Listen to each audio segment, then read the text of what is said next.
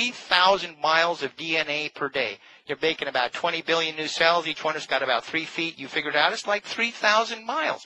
You're zipping this stuff out like crazy. And every time there's a disruption from RF radiation, you are running the risk of creating an error either in DNA transcription or in the creation of a protein.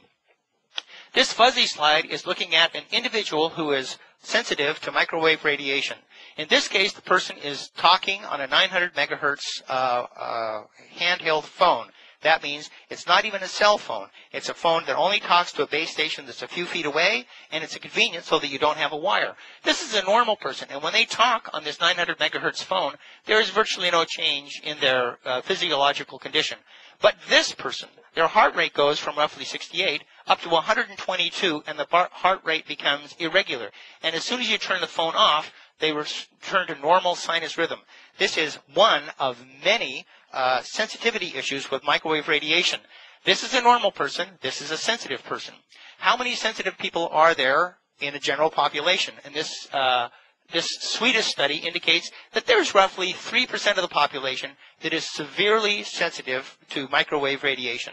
And you put smart meters in a residential area, and these people either have to move or they have to heavily shield their houses.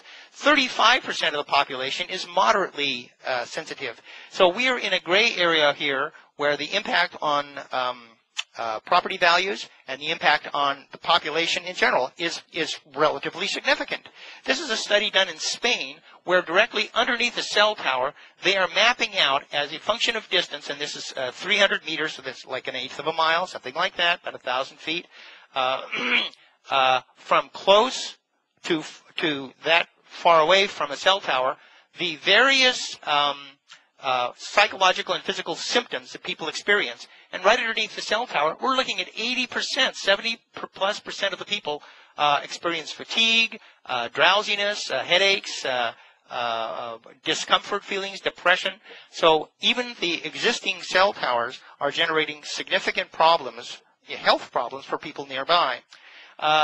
This is a quick example of what we're dealing with in the case of an industry that's generating $500 billion worth of market revenue a year. This is a Reuters news service, October 13th, 2009, just last year, and they were reporting on a South Korean study that studied the links between mobile phones and tumors. And at 4 o'clock in the afternoon, the Reuters news feed said, high-quality studies often show potential cancer link. Underneath that, the second bullet said, industry-funded studies most likely to show no link. Then you read the data that this study, verifies these conclusions. At 6 o'clock, only 2 hours later, these two bullets were compressed into a single bullet and changed to read, it found no significant association between the risk of tumors and overall use of mobile phones, including cellular and portable phones. Basically, a 180-degree change, and as you can see, only 2 hours later, this is the power of the cell phone industry. We see this time and again in the cell phone industry, in the smart meter industry, that we're seeing a lot more industry spin than we are hard science. This is the most complicated slide that I've placed today, and it is the most important. So allow me to dissect this, give you the importance of what this is. Over here is a map of San Francisco. The peninsula is on the bottom, Golden Gate Bridge is on the top, and as you can see, there is a plus, okay? The middle of that plus is the Sutro Tower. You can see the Sutro Tower up on the top. That thing pumps out the better part of 20 megawatts of radiated energy into the environment. It radiates AM radio, FM radio, and television. From the period 1973 to 1988, it was the primary source of RF radiation to everyone on that peninsula. What's good about that? A, I don't want to live there, but B, it is a fabulous test tube. You know the exact dose based on where people live. There are 123 people in this study, children under the age of 21, that have contracted either leukemia, lymphoma, or glioma, basically the most common cancers of children under the age of 21. And these little stars indicate where they lived. And they are pretty much all over the peninsula. Okay, they are not concentrated underneath the Sutro Tower. they are fairly evenly distributed all over. Okay? And this is a plot of the radiation they received from the Sutro Tower and those children's prevalency compared to the general population of these cancers. And we see that if you're directly under the Sutro Tower, you have an 18-fold chance of getting childhood leukemia. Not 18%, 18-fold. An 18,000% increase in the prevalency of cancer directly underneath the Sutro Tower. As you go away from the Sutro Tower up to the coast, which is 5 kilometers away, you are still at 4 times, a 4-fold increase in the prevalency of childhood leukemia. This gorgeous correlation persists for all 4 of the diseases studied. In other words, this is a disease of RF radiation. There are no other cofactors.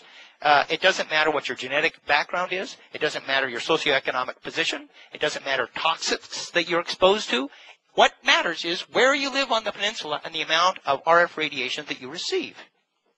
This is a plot of the RF radiation as you go from the Sutro Tower out. It is denominated in microwatts per square centimeter, which is sort of an industry standard. It's one of the power factor standards.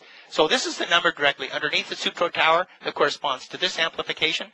And out here at the edge of the peninsula, we are down in this range of, say, 0.1 to 1 microwatts per square centimeter. Okay?